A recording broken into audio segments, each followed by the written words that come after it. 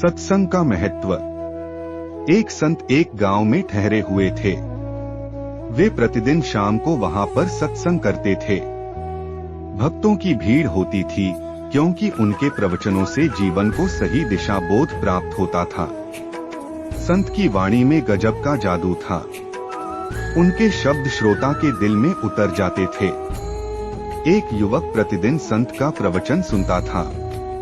एक दिन जब प्रवचन समाप्त हो गए तो वह संत के पास गया और बोला, महाराज, मैं काफी दिनों से आपके प्रवचन सुन रहा हूँ, किंतु यहाँ से जाने के बाद मैं अपने गृहस्थ जीवन में वैसा सदाचरण नहीं कर पाता जैसा यहाँ से सुनकर जाता हूँ। इससे सत्संग के महत्व पर शंका भी होने लगती है। बताइए मैं क्या करूं? संत ने युवक को बांस की एक टोकरी देते हुए उसमें पानी भरकर लाने के लिए कहा। युवक टोकरी में जल भरने में असफल रहा। संत ने यह कार्य निरंतर जारी रखने के लिए कहा। युवक प्रतिदिन टोकरी में जल भरने का प्रयास करता, किंतु सफल नहीं हो पाता। कुछ दिनों बाद संत ने उससे पूछा, कितने दिनों से टोकरी में लगातार जल डालने से क्या टोकरी में कोई फर्क नजर आया?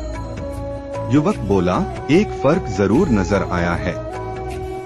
पहले टोकरी के साथ मिट्टी जमा होती थी, अब वह साफ दिखाई देती है।